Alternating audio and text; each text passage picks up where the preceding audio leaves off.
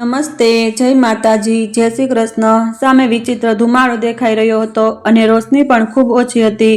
મારા હૃદયના ધબકારા એટલા ઝડપી હતા કે મને મારા પોતાના શ્વાસથી ખરાબ રીતે ડર લાગી રહ્યો હતો।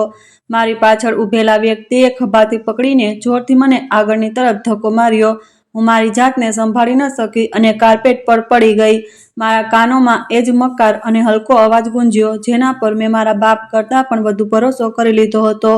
લો મોટા સાહેબ, આ છે તમારી ભેટ। બિલકુલ હીરો છે, હીરો। હજી કાલે જ મારા હાથ લાગી છે એટલે મેં વિચાર્યું કે સૌથી પહેલા તમારી સેવામાં રજૂ કરું।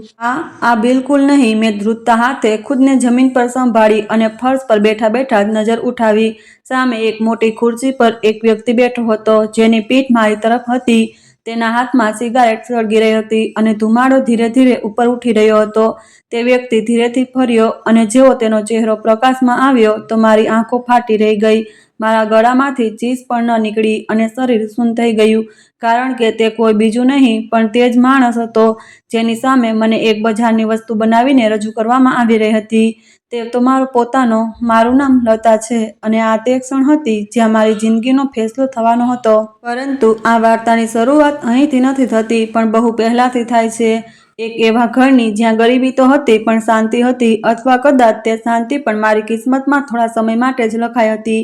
મેં એક એવા સમયે દુનિયામાં આંખ ખોલી જ્યારે મારા ઘરમાં માતમ છવાયેલો હતો।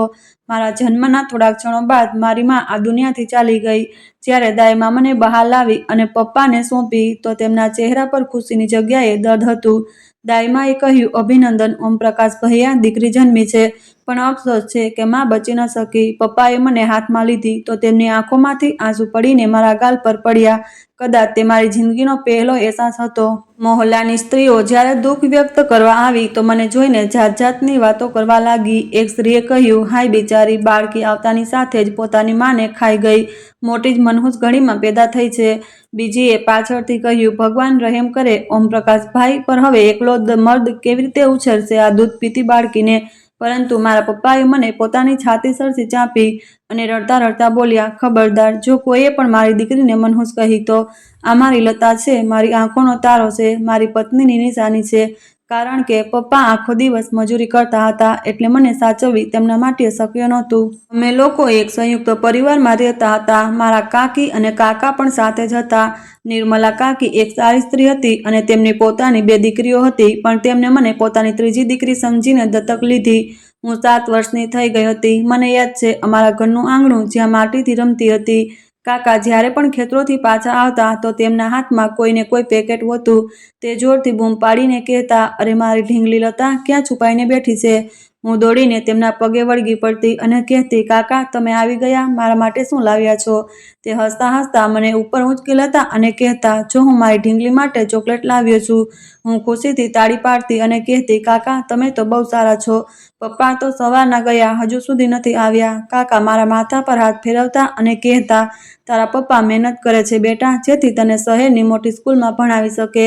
ત્યારે જ મારી કાકી રસોડામાંથી નીકળતી અને હસતા હસતા બોલતી, બસ બસ, હવે આને નીચે પણ ઉતારો। આખો દિવસ તમે બંને ભાઈ આ છોકરીના નખરા ઉપાડતા રહો છો અને મારી પોતાની દીકરીઓ તો મોઢું જોતી રહી જાય છે। કાકા હસીને કહેતા, અરે આ તો મારા ભાઈની નિશાની છે, આના નખરા નહીં ઉઠાવું તો કોના ઉઠાવીશ? પરંતુ હસી ખુશી પસાર થતા તે દિવસોને કોઈની નજર લાગી ગઈ। પપ્પા અને કાકા વચ્ચે જમીનના નાના ટુકડાને લઈને વિવાદ થઈ ગયો।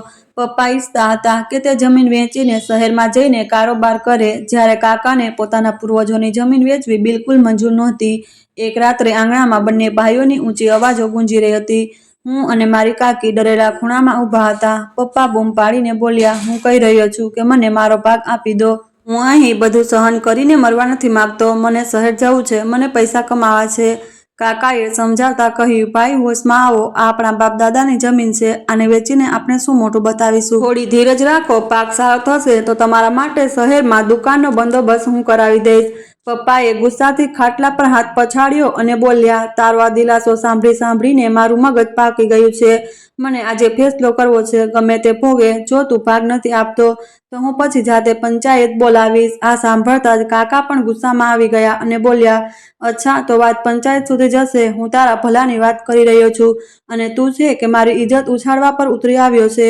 ત્યારે જ મારી કાકી વચ્ચે આવી અને હાથ જોડીને બોલી, ભગવાન માટે ચૂપ થઈ જાઓ. ભાઈ ભાઈ થઈને એકબીજાના દુશ્મન કેમ બની રહ્યા છો? જુઓ, બાળકો પણ ડરી રહ્યા છે. પપ્પાએ મારી કાકીને પણ ધમકાવી દીધી અને બોલ્યા, ભાભી, તમે વચ્ચે ન આવો તો આ મર્દોનો મામલો છે. મેં ફેસલો કરી લીધો છે. હું કાલે જ શહેર જઈ રહ્યો છું. જો મારા ભાઈએ ભાગ આપ્યો તો ઠીક, નહીંતર હું એ સમજીશ કે મારો કોઈ ભાઈ હતો જ નહીં. હું દોડીને મારા કાકા પાસે ગઈ અને તેમનો હાથ પકડીને રડતા રડતા બોલી, કાકા, પપ્પાને રોકી લો ને, અમે શહેર નથી જવા માંગતા. મારે તમારી પાસે જ રહેવું છે. કાકાએ મારી તરફ જોયું. તેમની આંખોમાં ભીનાશ હતી. તેમણે બેસીને મને ગળે લગાવી અને મારા પપ્પાને જોઈને બોલ્યા, ભૈયા, ઓછામાં ઓછું આ બાળકીનું તો વિચારી લો. આ કોના સહારે ત્યાં શહેરમાં દરની ઠોકરો ખાશે? અહીં તો બધા પોતાના છે, ત્યાં આને કોણ સંભાળશે? પપ્પાએ મારો હાથ પકડીને પોતાની તરફ ખેંચ્યો અને મોટી શક્તિથી બોલ્યા, મારી દીકરી છે, હું જાણું છું અને મારું કામ જાણે. તું આની ચિંતા ન કર. મેં નિર્ણય કરી લીધો છે. લતા, પોતાનો સામાન બાંધે. આપણે વહેલી સવારે જ નીકળીશું. મેં જોરથી કહ્યું, નહીં પપ્પા, હું નહીં જાઉં. હું મારા કાકા કાકી વગર નથી રહી શકતી. પપ્પાએ પહેલીવાર મારા પર હાથ ઉપાડ્યો. એક જોરદાર થપ્પડ મારા ગાલ પર લાગી અને બોલ્યા, જીભ વધારે ચલાવે છે. પોતાની જાતને સંભાળ. જે કહ્યું તે કર, નહીંતર તારા ટાટિયા હું તોડી નાખીશ. મારી કાકી રડતા રડતા આગળ વધી અને મને પોતાની ચાથી જરથી ચાંપી લીધી. ભાઈ સાહેબ, આ શું જુલમ કરી રહ્યા છો? આપ આ માસૂમ બાળકી પર મત મારો. આને જો તમારે જવું હોય તો જાઓ, પણ આને મારી પાસે છોડી જાઓ. હું આને પાળી લઈશ. પપ્પાએ નફરતથી થૂંકતા કહ્યું, જેથી કાલે આ પણ તારી જેમ મારી વિરુદ્ધ ઊભી થઈ જાય. નહીં, આ મારી સાથે જશે. તે રાત કયામતની રાત હતી. તે આખી રાત હું મારી કાકીને વળગીને ડૂચકા ભરતી રહી. કાકા આંગણામાં આટા મારતા રહ્યા અને પપ્પા રૂમમાં સામાન બાંધતા રહ્યા. વહેલી સવારે જ્યારે થોડો પ્રકાશ થયો તો પપ્પાએ મને ઉઠાડી. ચાલો ઉઠો, મોડું થઈ રહ્યું છે, ગાડી નીકળી જશે. મેં રડતા રડતા મારી કાકીનો પાલો પકડી લીધો. મને જવા ન દો, હું તમારા વગર મરી જઈશ. મારી કાકીનું કાળજું ફાટી રહ્યું હતું. તેમણે પોતાની પોટલીમાંથી થોડા પૈસા કાઢીને મારી મુઠ્ઠીમાં મૂક્યા અને રડતા રડતા બોલી, મારી દીકરી, રડ નહીં. તારો બાપ તને સંભાળી લેશે. હું તારા કાકાને પણ સમજાવીશ કે તે તને મળવા શહેરમાં આવતા રહેશે. કાકા દરવાજે ઊભા હતા. તેમણે પપ્પાની તરફ જોયું અને ભારે અવાજે બોલ્યા, ભૈયા, જઈ રહ્યા છો તો જાઓ, પણ યાદ રાખજો, શહેરની હવા માફક નથી આવતી. અપનોને છોડીને ક્યારેય કોઈ ખુશ નથી રહ્યું. પપ્પાએ કોઈ જવાબ ન આપ્યો. મારો હાથ પકડ્યો અને મને ઘસડતા ઘસડતા ઘરની બહાર લઈ ગયા. હું વારંવાર પાછળ વળીને જોતી રહી, જ્યાં કાકા અને કાકી દરવાજાની ચોખટ પર ઊભા રડી રહ્યા હતા. મને શું ખબર હતી કે આ દરવાજો મારા માટે વર્ષો સુધી બંધ થવાનો છે અને જે સફર આજે શરૂ થઈ છે તે મને કેવી કેવી ખાઈઓમાં પાડવાની છે. શહેરની જિંદગી ગામથી બિલકુલ અલગ હતી. અહીં બહુ ઘોઘાટ હતો, ધુમાડો હતો અને અજાણ્યાપણું પણ હતું. પપ્પાએ નાના મકાનમાં ભાડેથી રૂમ લીધો. પપ્પા આખો દિવસ કામની શોધમાં બહાર રહેતા અને હું આખો દિવસ રૂમમાં બંધ રહેતી. મને મારી કાકીની બહુ યાદ આવતી હતી. થોડા દિવસો વીત્યા તો પપ્પાના વર્તનમાં બદલાવ આવી ગયો. તે ઘરે મોડા આવતા અને ઘણીવાર કોઈ વિચારમાં ખોવાયેલા રહેતા. એક સાંજે પપ્પા ઘરે આવ્યા તો તેમની સાથે એક સ્ત્રી પણ હતી. તે બહુ સુંદર હતી, પણ તેની આંખોમાં વિચિત્ર ચમક હતી જે મને સારી ન લાગી.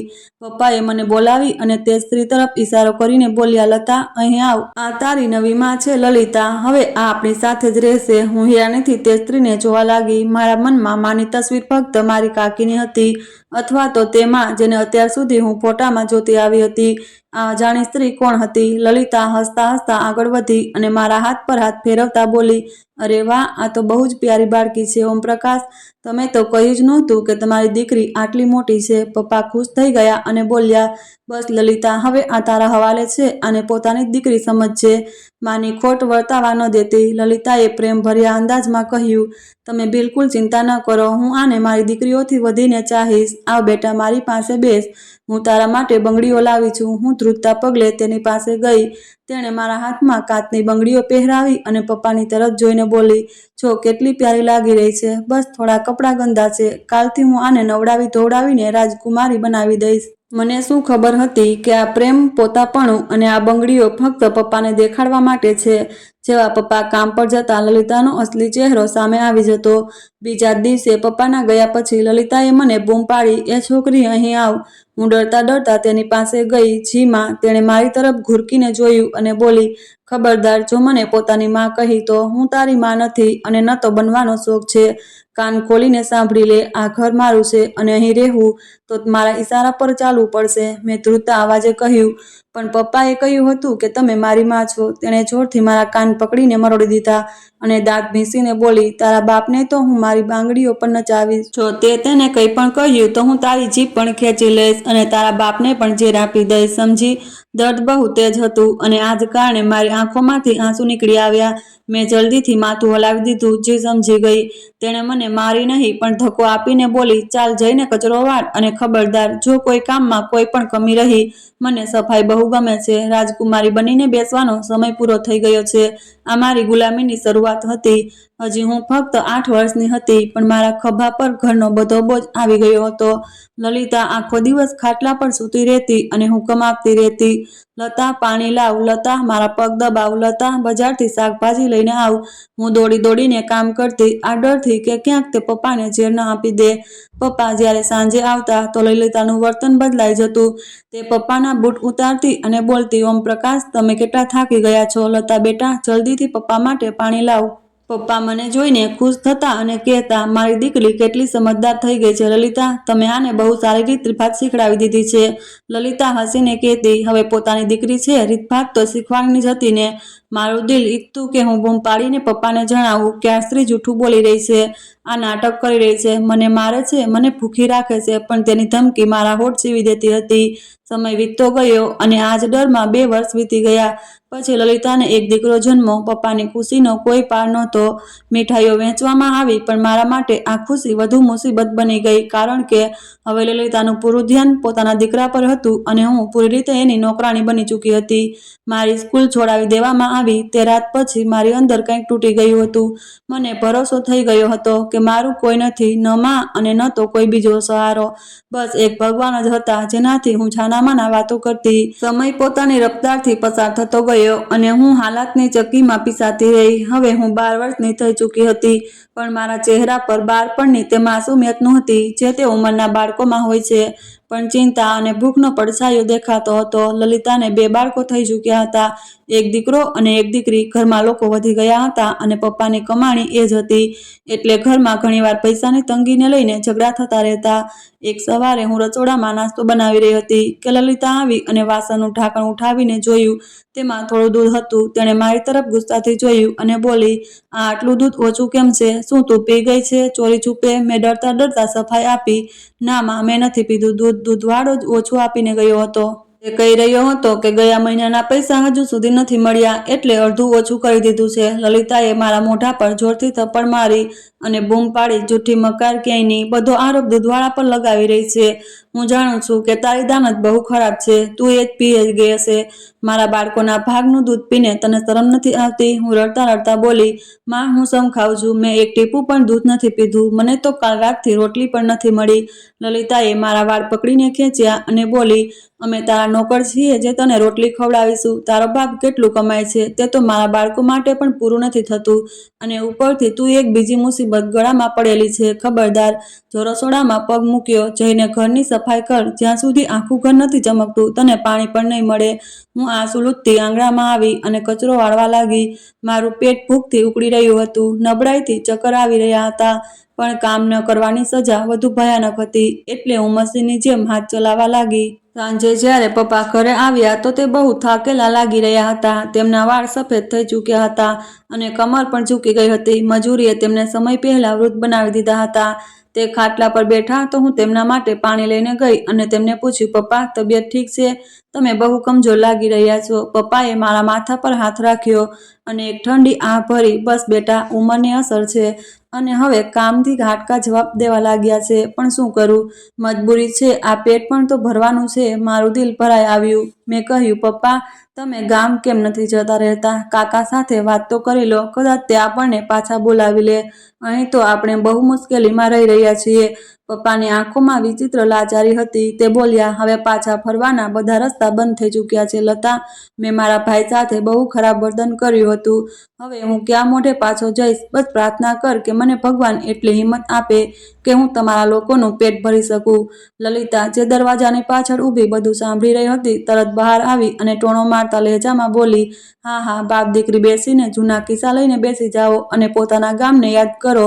અહીં જે મારા બાળકો ભૂખે મરી રહ્યા છે તેની કોઈને પણ ચિંતા નથી. ઓમપ્રકાશ, તમે આજે ખાલી હાથ કેમ આવ્યા છો? રાશન પૂરું થઈ ગયું છે ઘરમાં. પપ્પાએ શરમથી માથું ઝુકાવી લીધું અને બોલ્યા, લલિતા, આજે કોન્ટ્રાક્ટરે પૈસા જ નથી આપ્યા. કાલે આપશે તો હું રાશન લઈ આવીશ. આજે આમ જ ગુજારો કરી લો. લલિતાએ હંગામો ખડો કરી દીધો. ગુજારો કરી લો? કેવી રીતે ગુજારો કરી લઉં? દિવાલો ચાટી લઉં છું? અમે લોકો આજ કરીએ છીએ. તારાથી એક ઘર નથી ચલાવાતું તો પછી લગ્ન જ કેમ કર્યા હતા તે બીજી વાર? હવે હું મારા બાળકોને શું ખવડાવું? તે રાત્રે ઘરમાં ચૂલો ન સળગ્યો. હું અને પપ્પા ભૂખ્યા જ સૂઈ ગયા. જ્યારે લલિતાએ પોતાના બાળકોને છુપાવીને રાખેલા બિસ્કિટ ખવડાવી દીધા. હું આખી રાત પપ્પાની ખાંસીનો અવાજ સાંભળતી રહી. મને શું ખબર હતી કે આ પપ્પાની સાથે મારી કેટલીક છેલ્લી રાતોમાંની એક છે. થોડા દિવસ પછીની વાત છે. વાતાવરણ બહુ ખરાબ હતું. બહાર જોરદાર આંધી ચાલી રહી હતી. પપ્પા સવારે કામ પર જવા માટે તૈયાર થયા તો મેં તેમનો રસ્તો રોકી લીધો. પપ્પા, આજે વાતાવરણ બહુ ખરાબ છે. આજે તમે કામ પર ન જાઓ. મને ડર લાગી રહ્યો છે. પપ્પાએ હસીને મારા માથા પર હાથ ફેરવ્યો અને બોલ્યા, ગાંડી, ડરે છે શા માટે? મજૂર માણસની રજા નથી હોતી. જો આજે હું નહીં જાઉં બેટા તો મારી રોજી પણ કાપી લેવામાં આવશે અને પછી ઘરનો ખર્ચ કેમ ચાલશે? તું બસ દરવાજો બંધ રાખજે. હું સાંજે જલ્દી આવી જઈશ. તે ચાલ્યા ગયા અને હું દરવાજાની જાળીથી તેમને જતા જોઈ રહી. તેમની ઝૂકેલી કમર અને ફાટેલા કપડાં જોઈને મારું કાળજું કંપી ઉઠ્યું હતું. કાશ હું તેમને રોકી લેતી. કાશ હું તેમના પગે લપેટાઈ જતી અને તેમને જવા ન દેતી. દિવસ વીતી ગયો. સાંજ થઈ ગઈ. આંધી પણ રોકાઈ ચૂકી હતી, પણ પપ્પા ન આવ્યા. સામાન્ય રીતે તે સાંજ સુધી આવી જતા હતા, પણ આજે અંધારું થઈ ગયું હતું અને દરવાજે દસ્તક નહોતી થઈ. લલિતા વારંવાર દરવાજા તરફ જોઈ રહી હતી, પણ તેની ચિંતા પપ્પા માટે નહીં પણ પૈસા માટે હતી. ખબર નહીં ક્યાં મરી ગયા છે. હજી સુધી નથી આવ્યા. નક્કી દોસ્તો સાથે બેસી ગયા હશે અને હું અહીં બાળકોને લઈને બેઠી છું ત્યારે દરવાજા પર જોરદાર દસ્તક થઈ. મારું દિલ જોરથી ધડકી ઉઠ્યું. હું દોડીને દરવાજે ગઈ. કદાચ પપ્પા આવી ગયા હોય. આ વિચારીને મેં દરવાજો ખોલ્યો. સામે પપ્પા નહોતા, પણ મોહલ્લાનો એક દુકાનદાર હતો અને તેની સાથે બે અજાણ્યા ઊભા હતા. તેમના ચહેરા ગંભીર હતા. બેટા, ઓમપ્રકાશની પત્ની ઘરે છે ને? હું એકદમ ડરી ગઈ અને કહ્યું, માં અંદર છે. શું થયું? પપ્પા ક્યાં છે? લલિતા પણ પાછળ આવી ગઈ અને બોલી, કોણ છે આટલી રાતે અને ઓમપ્રકાશ ક્યાં છે? તેમાંથી એક અજાણી વ્યક્તિ આગળ વધી અને બોલી, બહેન, હિંમત રાખો. ઓમપ્રકાશનું એક્સિડન્ટ થઈ ગયું છે. તે રસ્તો પાર કરી રહ્યા હતા કે એક તેજ રફતાર ટ્રકે તેને ટક્કર મારી દીધી. લલિતા ચીસ પાડી ઉઠી. આ શું થઈ ગયું? તેમને વધારે ઈજા તો નથી થઈ ને? તે હોસ્પિટલમાં છે. તે અજાણી વ્યક્તિએ માથું ઝુકાવી લીધું અને ધીમા અવાજે બોલ્યો, બહેન જી, તે તો ઘટના સ્થળે દમ તોડી ગયા હતા. અમે લોકો લાશ લઈને આવ્યા છીએ. એમ્બ્યુલન્સ ગલીની બહાર ઊભી છે.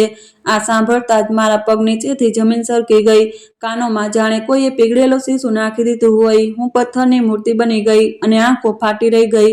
શું મારા પપ્પા મરી ગયા? શું મારો છેલ્લો સહારો પણ પૂરો થઈ ગયો? લલિતાએ જોરથી રડવાનું અને પીટવાનું શરૂ કરી દીધું. હું તો લૂંટાઈ ગઈ. મારો સુહાગ ઉજળી ગયો. હવે હું શું કરીશ? હે ભગવાન! પણ મારા નાના બાળકોનું હવે શું થશે? મોહલ્લાના લોકો જમા થવા લાગ્યા. થોડી જ વારમાં ઘરમાં કોહારમ મચી ગયો. પપ્પાની લાશને આંગણામાં લાવીને રાખવામાં આવી. મેં ધ્રુજતા હાથે તેમના ચહેરા પરથી ચાદર હટાવી. તેમનો ચહેરો લેહથી ખરડાયેલો હતો, પણ હોઠો પર એક છેલ્લી મુસ્કાન હતી જે સવારે તે મને દેખાડીને ગયા હતા. હું મારા પપ્પાની છાતી સરથી ચાંપીને ચીસો પાડીને રડવા લાગી. પપ્પા, ઉઠી જાઓ ને. તમે મને છોડીને ન જઈ શકો. તમે વાયદો કર્યો હતો કે તમે સાંજે આવશો. મને બહુ ડર લાગી રહ્યો છે. બધા મને પાછળ હટાવી રહ્યા હતા, પણ હું મારા પપ્પાને છોડી નહોતી રહી. મને લાગી રહ્યું હતું કે જો મેં તેમને છોડી દીધા તો હું પણ મરી જઈશ. તે જ મારો એકમાત્ર સહારો હતો, મારી આખી દુનિયા હતા અને આજે તે શાંતિથી સૂતા હતા. અંતિમ સંસ્કાર પછી ઘરમાં એક વિચિત્ર ઉદાસી છવાઈ ગઈ. લલિતાનું વર્તન શરૂઆતના 2 દિવસ તો રડવાતું રહ્યું, પણ જેવા લોકોનું આવવાનું ઓછું થયું, તેની આંખોમાં પાણી પણ સુકાઈ ગયું અને ચહેરા પર એક ભયાનક ગંભીરતા આવી ગઈ. ત્રીજા દિવસે તેણે મને બોલાવી. હું ખૂણામાં બેઠી રડી રહી હતી. બહુ રડવા કકડવાનું કરી લીધું તે. તારા રડવાથી તારો બાપ પાછો નહીં આવે. મેં ડૂસકા ભરતા વચ્ચે કહ્યું, માં, મને પપ્પાની યાદ આવી રહી છે. લલિતાએ મને બાજુથી પકડીને ખેંચી અને બોલી, યાદ આવવાથી પેટ નથી ભરાતું. હવે સાંભળી લે કાન ખોલીને. તારો બાપ તો મરી ગયો અને તે પોતાની પાછળ કોઈ ખજાનો છોડીને નથી ગયો અને હવે આ ઘરનો ખર્ચ કેવી રીતે ચાલશે? આ વિચાર્યું છે તે? મેં હેરાનીથી તેની તરફ જોયું. માં, તો એમાં હું શું કરું? તે નિર્દયતાથી બોલી, તું શું કરીશ? તું કામ કરીશ. હવે તારે મહેનત મજૂરી કરવી પડશે, નહીંતર આ ઘરમાં તારા માટે એક કોળિયો પણ નથી. પહેલા તારો બાપ હતો તો હું સહન કરી લેતી હતી, હવે હું તારો બોજ નથી ઉપાડી શકતી. હું ડરતા ડરતા બોલી, પણ માં, હું તો નાની છું, શું કામ કરી શકું? અને મને કંઈ આવડતું પણ નથી. લલિતાની આંખોમાં એક મકાર ચમક ઉપસી આવી. તેણે મારા ખભા ઉપરથી દપટ્ટો ખેંચ્યો અને મારા વાળ ખોલીને જોતા બોલી, તું જવાન થઈ રહી છે લતા, અને જવાન છોકરીઓ માટે ઘણા બધા કામ હોય છે. બસ તું તૈયાર થઈ જા, હવે તને ઘરે બેસીને રોટલા તોડવાની રજા નથી. તે રાત્રે મને ખાવા માટે કંઈ ન મળ્યું. હું ભૂખી તરસી પપ્પાના ખાટલા પર સૂઈ ગઈ, જેનાથી હજુ સુધી પપ્પાની સુગંધ આવી રહી હતી. મેં ઓશિકામાં મોઢું છુપાવીને ભગવાનને પ્રાર્થના કરી, હે ભગવાન, મને પણ પોતાની પાસે બોલાવી લો, મારા પપ્પાની પાસે બોલાવી લો. હું અહીં નથી રહેવા માંગતી. આ સ્ત્રી મને ખાઈ જશે. આગામી થોડા દિવસોમાં લલિતાનું વર્તન જાનવરોથી પણ વધારે ખરાબ થઈ ગયું હતું. તેણે મને પપ્પાના ખાટલાથી પણ દૂર કરી દીધી અને મને જમીન પર સૂવાનો આદેશ આપ્યો. હવે તું નીચે સૂયા કરીશ. કોઈ રાજાની દીકરી નથી જે ખાટલા પર સૂવે. આ ખાટલો હું વેચી દઈશ. ઓછામાં ઓછા થોડા પૈસા તો આવશે. તે ઘરનો સામાન પણ વેચવા લાગી હતી, પપ્પાની સાયકલ, તેમની વસ્તુઓ, અને દરેક વખતે મને એ જ કહેતી કે આ બધું આપણા પેટ માટે કરી રહી છે. પણ મને ખબર હતી કે તે જૂઠું બોલી રહી હતી. તે પૈસા પોતાના માટે જમા કરી રહી હતી. હું સતત કામ અને ભૂખના કારણે બીમાર રહેવા લાગી. મને તાવ રહેવા લાગ્યો, પણ લલિતાને કોઈ ફરક ન પડ્યો. એક દિવસ મને બહુ તેજ તાવ હતો, આખું શરીર બળી રહ્યું હતું. હું આંગણામાં પડી ગઈ. લલિતા મારી ઉપર ઊભી રહીને બૂમ પાડી, નાટકબાજ ક્યાંયની, ઉઠ, કામ કર, કપડાં કોણ ધોશે? મેં હાથ જોડી લીધા. માં, આજના માટે છોડી દો, હું મરી જઈશ. તેણે મારા પેટ પર લાત મારી અને બોલી, મરે છે તો મરી જા, મારો ખર્ચો જ બચી જશે. પણ જો જીવતા રહેવું હોય તો કામ તો કરવું પડશે. ઉઠ અને કપડાં ધો. હું લથડતા પગે ઉઠી અને નળ પર જઈને બેસી ગઈ. મારા આંસુ ટપ ટપ પાણીમાં પડી રહ્યા હતા અને હું વિચારી હતી કે શું જિંદગી મોતથી પણ વધારે મુશ્કેલ હોય છે? હજુ હું કપડાં ધોઈ જ રહી હતી કે લલિતા મારી પાસે આવી અને બહુ ધ્યાનથી મને જોવા લાગી. તેની નજરોમાં એક એવો મકસદ ભરેલો અંદાજ હતો જેણે મારા આત્મા સુધીને કાંપવા પર મજબૂર કરી દીધી. તે મનમાં ને મનમાં જ બબડી, સારા એવા પૈસા મળી જશે, આ તૈયાર છે. મેં ડરતા ડરતા પૂછ્યું, માં, શું કહી રહ્યા છો? તે મલકાઈ, એક ઝેરીલી મુસ્કાન. કંઈ નહીં મારી જાન, બસ તારી કિસ્મત બદલવાની છે. કાલે તને એક એવી જગ્યાએ લઈ જઈશ જ્યાં તારો બધો થાક દૂર થઈ જશે અને આપણા દિવસો બની જશે. મને શું ખબર હતી કે તે જે કિસ્મત બદલવાની વાત કરી રહી હતી તે હકીકતમાં મને નર્કમાં ધકેલવાની તૈયારી હતી. તે રાત્રે મને ઊંઘ ન આવી. મારું દિલ વારંવાર કોઈ અઘટિત ઘટનાની સાક્ષી આપી રહ્યું હતું. અને પછી બીજી સવારે તે મનહૂસ ઘડી આવી ગઈ જ્યારે તેણે મને તૈયાર થવાનો આદેશ આપ્યો. સવારનો સૂરજ હજુ પૂરી રીતે નીકળ્યો પણ નહોતો કે લલિતાએ મારા ઉપરથી ચાદર ખેંચી. મને તાવ હતો, મારા હાડકાં દુખી રહ્યા હતા. મેં બહુ મુશ્કેલીથી આંખો ખોલી તો લલિતાના હાથમાં એક ચમત્કાર ભડકીલો ડ્રેસ હતો. તે તેણે ક્યાંકથી કાઢ્યો હતો. લલિતાએ તે કપડાં મારી તરફ ફેંક્યા અને બહુ કડક લહેજામાં બોલી, ઊભી થા, બહુ સૂઈ લીધું, તૈયાર થઈ જા, આપણે મોડું થઈ રહ્યું છે. મેં ધ્રુજતા હાથે તે કપડાંને અડ્યા અને દબાયેલા અવાજે બોલી, માં, મારી તબિયત બહુ ખરાબ છે. મારાથી ઉઠાતું પણ નથી. મને ચક્કર આવી રહ્યા છે. હું ક્યાંય નથી જઈ શકતી. ભગવાન માટે મને આજે છોડી દો. લલિતાએ મારા વાળમાં આંગળીઓ ભરાવી અને મારો ચહેરો ઉપર તરફ ઉઠાવીને બોલી, જો છોકરી, મારી પાસે તારા નખરા માટે સમય નથી. તને ખબર છે આજનો દિવસ આપણા માટે કેટલો જરૂરી છે. જો આજે તું ન ગઈ તો આપણે ભૂખે મરી જઈશું અને હું મારા બાળકોને ભૂખે નથી મારી શકતી. એટલે ચૂપચાપ આ કપડાં પહેરી લે, નહીંતર હું તને ઘસડીને લઈ જઈશ. મેં રડતા રડતા કહ્યું, પણ માં, આ કપડાં તો બહુ વિચિત્ર છે. હું કેવી રીતે પહેરી શકું છું? આ તો મારા માપના પણ નથી. લલિતાએ ગુસ્સાથી બૂમ પાડીને કહ્યું, વધારે સવાલ જવાબ ન કર. જે કહ્યું છે તે જ કર. આ કપડાં પહેરવાથી તું મરી નહીં જાય. ત્યાં જઈને તારે આમ જ સજી ધજીને રહેવું પડશે. ત્યારે જ તો પૈસા મળશે. હું ડરના લીધે ઉઠીને બેઠી અને દિવાલનો સહારો લઈને ઊભી થઈ. ટાંટિયા ધ્રુજી રહ્યા હતા. મેં મુશ્કેલીથી તે કપડાં પહેર્યા જે મારા પર બહુ ખરાબ લાગી રહ્યા હતા. લલિતાએ જબરદસ્તી મારા મોઢા પર થોડો પાવડર થોપ્યો અને આંખોમાં કાજલ લગાવ્યું. મેં અરીસામાં મારો ચહેરો જોયો તો મને મારાથી જ નફરત થવા લાગી. મારા સફેદ રંગ પર તે ઘેરો મેકઅપ કોઈ જીવતી લાશને સજાવવા જેવો લાગી રહ્યો હતો. મેં લલિતાની તરફ જોયું અને પૂછ્યું, માં, આપણે લોકો ક્યાં જઈ રહ્યા છીએ અને ત્યાં મારે શું કરવું પડશે? લલિતાએ મારો હાથ પકડીને મને બહારની તરફ ધકેલી અને બોલી, ત્યાં જઈને બધું ખબર પડી જશે. બસ એટલું સમજી લે કે તારી જિંદગીના સીધા સાદા દિવસો પૂરા થવાના છે. ત્યાં તારે બસ બેસવાનું છે અને લોકોથી વાતો કરવાની છે. અમીર લોકો જે તને ખુશ કરી દેશે. મારા દિલમાં વિચિત્ર સવાલો ઉઠી રહ્યા હતા. વાતો કરવાની છે ભલા, આ કેવું કામ છે? પણ મારી પાસે ઇનકાર કરવાનો હક નહોતો. લલિતા મને ગલીના વળાંક સુધી લઈ આવી, જ્યાં પહેલાથી એક રિક્ષા ઊભી હતી અને અમારી રાહ જોઈ રહી હતી. અમે રિક્ષામાં બેઠા તો લલિતાએ રિક્ષાવાળાને કહ્યું, જલ્દી ચાલો ભૈયા, જ્યાંનું કહ્યું છે તે લોકો રાહ જોઈ રહ્યા હશે. રિક્ષા શહેરની ભીડભાડથી ભરેલા રસ્તાઓ પરથી પસાર થતી એક એવા વિસ્તાર તરફ વળી જ્યાંની ગલીઓ બહુ સાંકડી હતી અને માહોલ બહુ ગંદો હતો. અહીંની હવામાં એક વિચિત્ર દુર્ગંધ હતી. દરેક તરફ અજીબોગરીબ લોકો ફરી રહ્યા હતા અને મકાનોની બાલ્કનીઓમાં સ્ત્રીઓ ઊભેલી હતી. મેં ડરીને લલિતાનો હાથ પકડી લીધો અને કહ્યું, માં, મને ડર લાગી રહ્યો છે. આ કેવો વિસ્તાર છે? અહીં તો શરીફ લોકો નથી રહેતા. આપણે પાછા ચાલીએ. મને નથી કરવી કોઈ નોકરી. લલિતાએ મારો હાથ ઝટકી દીધો અને કડક લહેજામાં બોલી, ચૂપચાપ બેસી જા. શરીફ લોકો રોટલી નથી આપતા. આ જગ્યા જેવી પણ છે. પૈસા બહુ છે અને આપણને પૈસાની જરૂર છે. જો તે ત્યાં પણ કોઈ તમાશો કર્યો ને તો પછી મારાથી ખરાબ કોઈ નહીં હોય. રિક્ષા એક જૂની અને મોટી ઇમારતની સામે ઊભી રહી, જેના દરવાજા પર એક લાંબો પહોળો શખ્સ મૂછોને તાકતો ઊભો હતો. તેની આંખો લાલ હતી અને તે આવતા જતા લોકોને તાકી રહ્યો હતો. લલિતાએ ભાડું આપ્યું અને મારો હાથ પકડીને તે માણસ પાસે આવી. તે માણસે અમને ઉપરથી નીચે સુધી જોયા. પછી લલિતાને કહ્યું, કોણ છો તમે અને કોને મળવું છે? અહીં કારણ વગર ઊભા રહેવાની રજા નથી. લલિતાએ મોટી અકળ સાથે કહ્યું, અરે, હું બિંદુ દીદીને મળવા આવી છું. તેમણે જ બોલાવ્યા હતા. હું લલિતા છું અને આ એ જ છોકરી છે જેની વાત થઈ હતી. તે માણસે મારી તરફ જોયું. તેની નજરો એટલી ગંદી હતી કે મને લાગ્યું જાણે જીવડા મારા શરીર પર રડતા હોય. તેણે હલકું હસીને કહ્યું, અચ્છા, તો આ છે માલ જેના બહુ વખાણ થઈ રહ્યા હતા. પણ આ તો બહુ જ કમજોર લાગી રહી છે. આ બીમાર છે શું? લલિતાએ જલ્દીથી કહ્યું, અરે નહીં, બીમાર નથી. બસ થોડી ડરેલી છે અને ઘરમાં ખાવા પીવાની તંગી હતી ને એટલે કમજોર છે. 2 દિવસ સારું ખાશે પીશે તો બસ ગુલાબની જેમ ખીલી ઉઠશે. તમે બસ દીદીને બોલાવી દો. તે માણસ દરવાજો થોડો ખોલ્યો અને અંદર અવાજ લગાવ્યો, અરે, કોઈ છે? દીદીને કહો લલિતા આવી છે નવો માલ લઈને.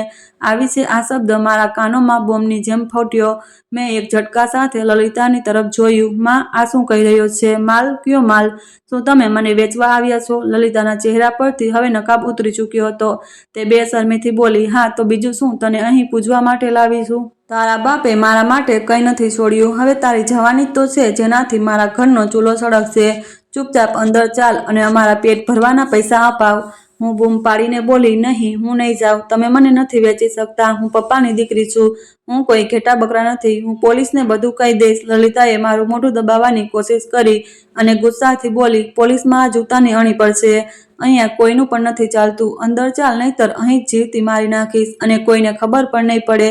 તેણે અને તે દરવાને મને જબરદસ્તી અંદર ખેંચવાની કોશિશ કરી. મેં પૂરી તાકાત લગાવીને તેમનાથી પોતાને છોડાવવા ઈચ્છ્યું. હું જાણતી હતી કે જો હું તે દરવાજાની અંદર ચાલી ગઈ તો પછી મારી વાપસી ક્યારેય નહીં થાય. આ જિંદગી અને મોતનો સવાલ હતો. મેં લલિતાના હાથ પર પૂરી તાકાતથી બચકું ભરી લીધું. તે દર્દથી ચીસ પાડીને મારો હાથ છોડી બેઠી. દરવાન મારી તરફ લપક્યો તો મેં પાસે પડેલો એક ઈંટનો ટુકડો ઉપાડ્યો અને આંખો બંધ કરીને તેની તરફ ફેંક્યો. તે ટુકડો કદાચ તેના પગ પર વાગ્યો. તે કણસીને નીચે ઝૂક્યો. મને તક મળી ગઈ. મેં લલિતાને જોરદાર ધક્કો માર્યો. તે ગટર પાસે કીચડમાં જઈ પડી અને હું ત્યાં ભાગી નીકળી. પકડો, આને જવા ન પામે. આ છોકરી હાથમાંથી નીકળી ગઈ તો દીદી અમને જીવતા નહીં છોડે. દરવાનનો ભારે અવાજ મારી પાછળ ગુંજ્યો. હું વગર ચપ્પલે એમ જ ભાગી રહી હતી. મને હોશ જ નહોતો કે પથ્થર વાગી રહ્યા છે કે મારા પગમાં કાચ વાગી રહ્યો છે, જે લોહી લુહાણ થઈ ચૂક્યા હતા. પણ મારે અટકવું નહોતું. મારી પાછળ અનેક પગલાઓનો અવાજ આવી રહ્યો હતો. ગલીના કૂતરા ભસી રહ્યા હતા અને લોકો વળી વળીને મને જોઈ રહ્યા હતા. પણ કોઈ પણ મદદ માટે નહોતું આવી રહ્યું. હું એક ગલીથી બીજી ગલી અને બીજીથી ત્રીજી ગલીમાં વળતી જઈ રહી હતી. મારો શ્વાસ ફૂલી ચૂક્યો હતો. એવું લાગી રહ્યું હતું કે ફેફસા ફાટી જશે. તાવના કારણે આંખોની આગળ અંધારું છવાઈ રહ્યું હતું. પણ મારે ફક્ત મારી ઇજ્જત બચાવી હતી. મેં મનોમન ભગવાનને પોકાર્યા, મારી મદદ કરો, મને બચાવી લો. હું નિરાધાર છું. તમારા સિવાય મારું કોઈ નથી. અચાનક મને સામે એક ઊંચો ઝંડો દેખાયો. તે એક નાનું મંદિર હતું જેનો દરવાજો ખુલ્લો હતો. મને લાગ્યું જાણે ભગવાને મારી પોકાર સાંભળી લીધી હોય. હું લથડતા પગે મંદિરના દરવાજા તરફ દોડી. આ સમયે કપાટ બંધ થઈ ચૂક્યા હતા અને એટલે ચારે તરફ સન્નાટો હતો. હું પાતળી ગેલેરીમાંથી પસાર થઈને સીધી અંદર હોલમાં દાખલ થઈ ગઈ અને ત્યાં જે ઝાડ હતું તેની પાછળ જઈને છુપાઈ ગઈ. મારું આખું અસ્તિત્વ ધ્રુજી રહ્યું હતું. મેં મારા મોઢા પર હાથ રાખી દીધો જેથી મારા શ્વાસોનો અવાજ પણ બહાર ન જાય. થોડો સમય વીતી ગયો. બહારથી શોરબકોરનો અવાજ આવ્યો. એ તરફ ગઈ છે. મેં જોયું હતું તે જ ગલીમાં વળી છે. જુઓ, દરેક જગ્યાએ જુઓ, મંદિરમાં પણ જુઓ, ક્યાંક છુપાઈ ન ગઈ હોય. મારું હૃદય ગળામાં આવી ગયું. શું તે લોકો ભગવાનના ઘરમાં પણ આવી જશે? હું ડરીને વધુ સંકોચાઈ ગઈ. મેં આંખો બંધ કરી લીધી અને ભગવાનનું નામ લેવા લાગી. ત્યારે જ એક ભારે અને શાંત અવાજ ગુંજ્યો. શું શોર મચાવી રાખ્યો છે તમે લોકોએ? આ ભગવાનનું ઘર છે. અહીં આ રીતે ચીસો પાડવી અને બૂમો પાડવી મનાય છે. મેં છુપાઈને ડોક્યું કર્યું તો જોયું કે મંદિરના દરવાજા પર એક વૃદ્ધ માણસ ઊભા હતા જેમણે ધોતી કુર્તી પહેરી રાખી હતી. તે ગુંડાઓની સામે દિવાલ બનીને ઊભા થઈ ગયા હતા. તેમનામાંથી એક ગુંડો બોલ્યો, જુઓ પંડિતજી, એક છોકરી ભાગીને આમ જ આવી છે. તે એક ચોર છે. અમારા પૈસા લઈને ભાગી છે. જો તે અંદર છે તો તેને અમારા હવાલે કરી દો. તે વૃદ્ધે બહુ જ શાંત સ્વરમાં જવાબ આપ્યો, અહીં કોઈ છોકરી નથી આવી. હું તો હમણાં અહીં જ બેઠો હતો. જો કોઈ પણ આવતું તો મને દેખાઈ જાત. તમે લોકો અહીંથી જાઓ અને મંદિરની શાંતિ ભંગ ન કરો, નહીંતર હું મોહલ્લાવાળાઓને ભેગા કરી દઈશ. ગુંડા કદાચ મોહલ્લાવાળાઓના ભેગા થવાના ડરથી બબડતા બબડતા ત્યાંથી પાછા વળી ગયા. ચાલો આગળ જોઈએ. કદાચ બીજી ગલીમાં નીકળી ગઈ હોય. જ્યારે તેમના પગલાંનો અવાજ દૂર થઈ ગયો તો મેં રાહતનો શ્વાસ લીધો, પણ હજુ પણ બહાર નીકળવાની હિંમત નહોતી કરી શકતી. હું ત્યાં જ બેઠી રહી ત્યાં સુધી કે સાંજે ઘેરી થવા લાગી. અચાનક મને પોતાની નજીક પગલાંનો અવાજ સંભળાયો. હું ડરીને સંકોચાઈ ગઈ. શું તે લોકો પાછા આવી ગયા? પણ તે ગુંડા નહોતા. આ તે જ વૃદ્ધ હતા જેમણે મને બચાવી હતી. તે મારા માથા પાસે ઊભા હતા અને તેમની નજરોમાં શરાફત અને હેરત હતી. તેમણે પ્રેમથી પૂછ્યું, બેટી, તું અહીં શું કરી રહી છે? અને જણાવ, તને તે લોકો કેમ શોધી રહ્યા હતા? શું તું સાચે જ ચોર છે? મેં રડતા રડતા તેના પગ પકડી લીધા. ના બાબાજી, હું ચોર નથી. ભગવાનના સોગંદ છું, ચોર નથી. તે લોકો મને વેચવા માંગતા હતા. મારી સાવકીમાં મને કોઠા પર લઈ ગઈ હતી. હું ત્યાંથી જીવ બચાવીને ભાગી છું. મને બચાવી લો. તે લોકો મને મારી નાખશે. તેમણે જલ્દીથી મને જમીન પરથી ઉઠાડી અને આમ તેમ જોયું કે કોઈ જોઈ તો નથી રહ્યું ને પછી તેમણે મારા માથા પર હાથ રાખ્યો અને બોલ્યા, હે ભગવાન, આ શું જુલમ છે? આટલી નાની બાળકી, તું ગભરાઈશ નહીં બેટા. હવે ભગવાનના ઘરમાં છે અને મારી સુરક્ષામાં છે. તું મને પોતાના પિતા જેવો જ સમજજે. તેમની વાત કરવાની રીતમાં એટલી મીઠાશ અને પોતાનાપણું હતું કે મારા અનાથ હોવાનો અહેસાસ થોડો ઓછો થઈ ગયો. મેં ડૂસકા ભરતા વચ્ચે કહ્યું, બાબાજી, મારું આ દુનિયામાં કોઈ નથી. મારા પપ્પા મરી ગયા છે અને માએ મને વેચી દીધી. હવે હું ક્યાં જઈશ? તેમણે પોતાના ખભા પર પડેલી શાલ મારા પર નાખી અને બોલ્યા, તું ક્યાંય નહીં જાય. તું મારી સાથે મારા ઘરે ચાલીશ. મારું ઘર અહીં પાસે જ છે. ત્યાં મારી પત્ની છે. તે તને સંભાળી લેશે. મારે કોઈ સંતાન નથી. ભગવાને કદાચ તને મારી દીકરી બનાવીને મોકલી છે. મને ભરોસો નહોતો થઈ રહ્યો કે દુનિયામાં આટલા સારા લોકો પણ હોય છે. હજુ થોડીવાર પહેલા હું નર્કના દરવાજે હતી અને એક ફરિશ્તો હવે મને પોતાની દીકરી બનાવી રહ્યો હતો. તેમણે મને દિલાસો આપ્યો, ચાલ બેટી, રાત થઈ રહી છે. હવે અહીં રોકાવું ઠીક નથી. લોકો વાતો બનાવશે. પાછલા દરવાજેથી નીકળતા જ મારી ગાડી ત્યાં જ ઊભી છે. હું તેમની પાછળ જ ચાલી ગઈ. મારું દિલ ભગવાનનો આભાર માની રહ્યું હતું કે તેણે મને દરિંદાઓથી બચાવીને એક શરીફ ઇન્સાનના હવાલે કરી દીધી. મને શું ખબર હતી કે ઇન્સાનોની શકલમાં છુપાયેલા શેતાન ક્યારેક ક્યારેક ફરિશ્તાનું રૂપ પણ લઈ લેશે. અને જે ગાડીમાં હું બેસી રહી હતી તે કોઈ સુરક્ષિત જગ્યા તરફ નહીં પણ મારી જિંદગીની સૌથી મોટી પરીક્ષા તરફ લઈ જઈ રહી હતી. ગાડી તેજીથી પોતાની મંજિલ તરફ રવાના થઈ. તે બાબાજી વારંવાર મને અરીસામાં જોઈ રહ્યા હતા. તેમની નજરોમાં વિચિત્ર ચમક હતી. તેમણે પૂછ્યું, બેટી, હવે તને ડર તો નથી લાગી રહ્યો? મેં કહ્યું, તમે મારા માટે ફરિશ્તા છો જેમણે મને બચાવી. તે હસ્યા અને બોલ્યા, આમ તો તારી માં તને કેટલામાં વેચી રહી હતી? આ સવાલ મારા માટે એક ઝટકો હતો. મેં અચકાતા અચકાતા કહ્યું, મને નથી ખબર. તો તે બોલ્યા, ચાલ, તું ચિંતા ન કર. જ્યાં હું લઈ જઈ રહ્યો છું ત્યાં તું રાણી બનીને રહીશ. ગાડી શહેરના એક મોંઘા વિસ્તારમાં એક બહુ શાનદાર બંગલાની સામે ઊભી રહી. ગેટ પર ગાર્ડે સલામ કરી.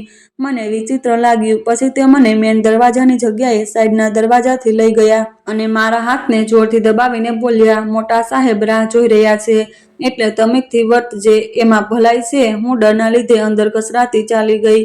રૂમમાં હલકો ધુમાડો હતો અને એક ખુરશી પર પીઠ કરીને કોઈ બેઠું હતું. બાબાજીએ બહુ જ ખુશ થતા અંદાજમાં કહ્યું, મોટા સાહેબ, માફી માંગુ છું. મોડું થઈ ગયું, પણ એવી ચીજ લાવ્યો છું કે તમારી તબિયત ખુશ થઈ જશે. હું રડતા રડતા બૂમ પાડી, તમે તો જૂઠા છો, મને જવા દો. તે માણસે મને આંખો દેખાડી અને બોલ્યો, મોટા સાહેબ, આલો તમારી ભેટ. બિલકુલ હીરો છે અને એકદમ નાયબ. આ સાંભળતા જ હું જમીન પર પડી ગઈ, પરંતુ ત્યારે જ ખુરશી ફરી અને મારો શ્વાસ અટકી ગયો, કારણ કે સામે બેઠેલો ઇન્સાન કોઈ બીજું નહીં, મારા સગા કાકા હતા. મારા મોઢામાંથી અચાનક નીકળી પડ્યું, કાકાજી. તેમના હાથમાંથી સિગારેટ પડી ગઈ અને તે ચાલી પડ્યા. લતા, તું? હું રડતી રડતી તેમના પગમાં પડી ગઈ અને બોલી, કાકા, મને બચાવી લો. આ માણસ મને વેચવા લાવ્યો છે. કાકાએ મને ઉઠાડીને છાતી ચરસી ચાંપી અને સિંહની જેમ ગર્જના કરી, ખામોશ. તેમણે એક ઝટકામાં તે માણસનો કાંટલો પકડીને તેને હવામાં ઉઠાવી લીધો અને બોલ્યા, તું મારી દીકરીને મારી પાસે વેચવા લાવ્યો છે? તારી આ હિંમત? કાકાએ તેને જમીન પર પટકી દીધો અને લાત મારતા બોલ્યા, હું અયાસ જરૂર છું, પણ એટલો નીચ નથી કે પોતાની દીકરીઓનો સોદો કરું. તેમણે ગાર્ડોને બોલાવીને ઓર્ડર આપ્યો, આ માણસને કૂતરાની જેમ ઘસડીને લઈ જાઓ, મોઢું કાળું કરીને પોલીસના હવાલે કરો. ગાર્ડ તેને લઈ ગયા તો કાકાએ મને ફરી ગળે લગાવી. રડતા રડતા બોલ્યા, મને માફ કરી દે લતા, હું એક ગુનેગાર છું, તારો પણ અને તારા પિતાનો પણ. ચાલ અત્યારે ઘરે ચાલીએ, તારી કાકી રાહ જોતી હશે. ગાડી તેજીથી સડક પર દોડી રહી હતી. કાકા ડ્રાઇવિંગ સીટ પર હતા અને તેમના હાથ સ્ટીયરિંગ પર એટલી કઠોરતાથી જામ્યા હતા કે તેમની આંગળીઓ સફેદ પડી ચૂકી હતી. હું પાતળી સીટ પર બેઠી આંસુ લૂછી રહી હતી. કાકાએ મને અરીસામાં જોઈ અને ભારે અવાજે બોલ્યા, રડ નહીં લતા, હવે તારા રડવાના દિવસો પૂરા થઈ ગયા. બસ મને એટલું બતાવી દે કે તે સ્ત્રી ક્યાં રહે છે. મેં કાકાને કહ્યું, તે કાચી વસ્તી છે શહેરના બીજા ખૂણામાં. મેં ક્યારેય વિચાર્યું પણ નહોતું કે તે મારી સાથે આવું કરશે. તે મને મા બનીને ત્યાં લઈ ગઈ હતી. કાકાએ દાંત ભીંસીને કહ્યું, માના નામ પર તે કલંક છે. તું ચિંતા ન કર, કાલે સૂરજ નીકળતા પહેલા તે પોતાના કર્યાની સજા ભોગવશે. મને બસ અફસોસ છે કે હું ઓમપ્રકાશભાઈને ન બચાવી શક્યો. ગાડી એક ખૂબસૂરત બંગલાના પોર્ચમાં જઈને ઊભી રહી. આ તે જૂનું ગામડાનું ઘર નહોતું, પણ એક શહેરનું આલીશાન મકાન હતું. ગાડી ઊભી રહેતા જ કાકાએ દરવાજો ખોલ્યો અને મને બહાર કાઢી. એટલામાં ઘરનો મેઇન દરવાજો ખુલ્યો અને એક આધેડ ઉંમરની સ્ત્રી બહાર નીકળી. આ મારી કાકી હતી. તેમના વાળમાં સફેદી આવી ગઈ હતી, પણ ચહેરો એ જ હતો. મારી કાકીએ હેરાનથી પૂછ્યું, બધું ઠીક તો છે ને? તમે તો કોઈ મીટિંગમાં ગયા હતા, આટલી જલ્દી પાછા આવી ગયા? અને આ બાળકી કોણ છે? કાકાએ મારો હાથ પકડીને આગળ કર્યો અને બહુ ઇમોશનલ થઈને બોલ્યા, જરા ધ્યાનથી તો જો, તું આને નથી ઓળખતી? મારી કાકીએ આંખો સંકોચીને મને જોઈ, પછી તેમની આંખોમાં એકદમ ચમક ઉપસી આવી અને લથડતા પગે આગળ વધી અને બોલી, આ તો લતાની આંખો છે. આ મારી લતા છે. હું તરત તેમને ભેટી પડી અને બોલી, હા કાકી, હું જ છું. તેમને મને જોરથી ગળે લગાવી અને રડવા લાગી. બોલી, મારી દીકરી, મારી ઢીંગલી, તું ઠીક છે? હું તો આશા જ છોડી ચૂકી હતી કે તને મળીશ. તું આટલી મોટી થઈ ગઈ અને તારો આ દેખાવ કેમ બગડ્યો છે? કાકાએ માથું ઝુકાવીને કહ્યું, આ બહુ ખરાબ હાલતમાં મળી છે. જો હું સમય પર ન પહોંચત તો આજે આપણે આને ખોઈ દેત. મારી કાકીએ તરત આમ તેમ જોયું અને બેચેનીથી પૂછ્યું, અને ભૈયા ક્યાં છે? તે ન આવ્યા? સાથે આ સવાલ સાંભળતા જ રૂમમાં સન્નાટો છવાઈ ગયો. મેં માથું ઝુકાવી લીધું અને ફરીથી રડવા લાગી. કાકાએ આગળ વધીને મારી કાકીના ખભા પર હાથ રાખ્યો અને દુઃખી થઈને બોલ્યા, હિંમત રાખ, કારણ કે હવે ભૈયા આ દુનિયામાં નથી રહ્યા. તે આપણને છોડીને જઈ ચૂક્યા છે. મારી કાકીના મોઢામાંથી એક તેજ ચીસ નીકળી અને બોલી, નહીં, આવું ન થઈ શકે. હું તો ભાઈ સાહેબનું મોઢું પણ ન જોઈ શકી. તે જમીન પર બેસી ગઈ અને રડવા લાગી. હું પણ તેમની સાથે નીચે બેસી ગઈ અને અમે બંને ખૂબ રડ્યા. કાકા અમને ચૂપ કરાવવાની જગ્યાએ પોતે પણ આંસુ વહાવતા રહ્યા. થોડીવાર પછી તેમણે અમને ઉઠાડી અને બોલ્યા, હવે રડવાનો સમય નથી, અત્યારે તો હિસાબ બાકી છે. તે સ્ત્રીએ ભૈયાના મોત પછી લતાને ઘરમાંથી કાઢી મૂકી અને વેચવા માટે કોઠા પર લઈ ગઈ. કાકીએ એક ઝટકા સાથે માથું ઉઠાવ્યું. તેમના આંસુ તરત રોકાઈ ગયા અને ચહેરા પર ભયંકર ગુસ્સો આવી ગયો અને બોલી, શું તે કમબખ્ત સ્ત્રીની આટલી હિંમત? મારી ફૂલ જેવી બાળકીને વેચવા ચાલી હતી. કાકાએ મુઠ્ઠી વાળીને કહ્યું, હા, પણ હવે તે નહીં બચે. લતાને અંદર લઈ જા, તેને ખાવાનું ખવડાવ અને આરામ કરવા દે. સવારે હું લલિતાને તે હાલ કરીશ કે દુનિયા જોશે. મારી કાકી મારો હાથ પકડીને અંદર લઈ ગઈ અને બોલી, આવ મારી દીકરી, આજે તું પોતાના ઘરે આવી છે. હવે તને કોઈ દુઃખ નહીં આપે. હું જોઉં છું કોણ તને ચિંતા આપે છે. રાતના જમ્યા પછી હું નરમ પથારી પર સૂતી હતી. મારી કાકી મારા માથા પાસે બેઠી વાળમાં આંગળીઓ ફેરવી રહી હતી. તેમણે પૂછ્યું, તે ડાકણે તને બહુ હેરાન કરીને? તે આંખો બંધ કરીને કહ્યું, હા. તે મને ભૂખી રાખતી હતી, બહુ મારતી હતી. પપ્પાના ગયા પછી તો તેણે મને જાનવર સમજી લીધી હતી. મારી કાકીએ વાળ પંપાડતા કહ્યું, સૂઈ જા, હવે તું સુરક્ષિત છે. કાલે તારા કાકા તેનો હિસાબ પૂરો કરશે. મેં રાહતનો શ્વાસ લીધો. વર્ષો પછી મને એવી ઊંઘ આવી રહી હતી જેમાં કોઈ ડર નહોતો, પણ મને ખબર હતી કે કાલનો દિવસ બહુ હંગામો ખડો કરવાનો હશે, કારણ કે કાકાની આંખોમાં જે આગ મેં જોઈ હતી, લલિતાને રાગ કરીને જ ઓલવશે. સવારનો સૂરજ હજુ નીકળ્યો જ હતો કે કાકાએ પોલીસવાળાઓને સાથે લીધા અને પછી અમે લોકો મારા જૂના ઘર તરફ રવાના થઈ ગયા. ગાડી જ્યારે ગલીમાં ઊભી રહી તો લોકોની ભીડ ભેગી થઈ ગઈ. હું ગાડીમાં બેઠી ધ્રુજી રહી હતી કે ક્યાંક તે સ્ત્રી કોઈ તમાશો ન ઊભો કરી દે. કાકાએ મને ગાડીમાં રહેવાનો ઈશારો કર્યો અને પોતે પોલીસ ઇન્સ્પેક્ટર સાથે આગળ વધ્યા. તેમણે દરવાજા પર જોરદાર દસ્તક આપી. અંદરથી લલિતાનો ગભરાયેલો અવાજ આવ્યો, કોણ છે? દરવાજો તરત ખોલો. જો નહીં ખોલ્યો તો? ઇન્સ્પેક્ટર સિપાહીઓને ઓર્ડર આપ્યો અને એક જ ધક્કાથી દરવાજો ખુલી ગયો. લલિતા આંગણામાં ઊભી હતી. પોલીસને જોઈને તેના હોશ ઉડી ગયા અને તરત ચહેરા પર મુસ્કાન સજાવીને બોલી, અરે ભૈયા, તમે લોકો ક્યારે આવ્યા? મેં તમને કેટલા શોધ્યા. ઓમપ્રકાશના ગયા પછી તો અમારી જિંદગી બિલકુલ બરબાદ થઈ ગઈ છે. કાકાએ તેની વાત કાપતા બૂમ પાડીને કહ્યું, બકવાસ બંધ કર અને બતાવ, લતા ક્યાં છે? લલિતાએ મક્કાર અંદાજમાં આંસુ આવતા કહ્યું, ભૈયા, તે તો નીકળી ગઈ હાથમાંથી, આવારા થઈ ગઈ હતી. પરમ દિવસે રાત્રે કોઈ છોકરાની સાથે ભાગી ગઈ. મેં રોકવાની બહુ કોશિશ કરી પણ તેને મને ધક્કો આપી દીધો. કાકાએ પાછળ વળીને મારી તરફ ઈશારો કર્યો. હું ગાડીમાંથી ઉતરીને ધીરે ધીરે અંદર આવી. મને જોતા જ લલિતાના ચહેરાનો રંગ ઉડી ગયો. તેની જીભ જાણે તાળવે ચોંટી ગઈ. હું પાસે જઈને બોલી, હું ભાગી નહોતી માં, તે મને કોઠા પર વેચી હતી, યાદ છે? લલિતા કરગરવા લાગી, બેટી, આ તું શું કહી રહી છે? હું તો તારી માં છું. કાકાએ એક જોરદાર થપ્પડ તેના ગાલ પર મારી અને બોલ્યા, એક શબ્દ વધુ નહીં. તારા જેવી સ્ત્રીઓ માના નામ પર કલંક છે. ઇન્સ્પેક્ટર સાહેબ, લઈ જાઓ આને. અને આ સ્ત્રી આખી ઉંમર જેલમાં સડતી રહેવી જોઈએ. પોલીસવાળાઓને લલિતાના હાથમાં હાથકડી પહેરાવી દીધી. તે બૂમો પાડવા લાગી, મને માફ કરી દો, મારા નાના નાના બાળકો છે, તેમનું શું થશે? કાકાએ નફરતથી કહ્યું, તે બાળકોની ચિંતા ન કર, તે મારા ભાઈનું લોહી છે, હું તેમને સંભાળી લઈશ. ત્યારે જ રૂમમાંથી અચાનક બાળકોના રડવાનો અવાજ આવ્યો. હું દોડીને અંદર ગઈ તો મારો સાવકો ભાઈ અને નાની બહેન ખૂણામાં ડરેલા ઊભા હતા. તેમના કપડાં ગંદા હતા અને તે ભૂખથી બેહાલ લાગી રહ્યા હતા. મને જોતા તે મને વળગી પડ્યા, દીદી, અમને બચાવી લો, મા બહુ મારે છે. મેં તેમને ગળે લગાવ્યા અને દિલાસો આપ્યો, રડો નહીં, હવે તમને કોઈ નહીં મારે. કાકા પણ અંદર આવી ગયા અને બાળકોની હાલત જોઈને તેમની આંખોમાં આંસુ આવી ગયા. તેમણે આગળ વધીને બંનેને પ્રેમ કર્યો અને બોલ્યા, ચાલો મારા બાળકો, આજથી તમે તમારા કાકાના ઘરે રહેશો. પોલીસ લલિતાને ઘસડતા બહાર લઈ ગઈ. મહોલ્લાવાળા તેને બહુ ખરાબ કહી રહ્યા હતા. અમે બાળકોને લઈને ગાડીમાં બેઠા તો મને લાગ્યું જાણે આજે પપ્પાના આત્માને શાંતિ મળી ગઈ હોય. ગાડી જ્યારે પછી કાકાના ઘર તરફ વળી તો મારી સાથે બેઠેલા મારા બહેન ભાઈ મારા હાથને મજબૂતીથી પકડી રાખ્યો હતો. જાણે કે તેમને ભરોસો થઈ ગયો હોય કે તે આ નર્કથી આઝાદ થઈ ચૂક્યા છે.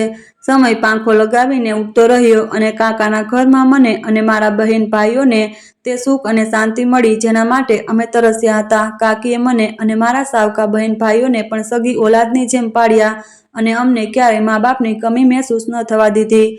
પછી કાકાએ મારો અભ્યાસ પૂરો કરાવ્યો જેથી હું સમાજમાં માથું ઊંચું કરીને જીવવાને લાયક બની શકું.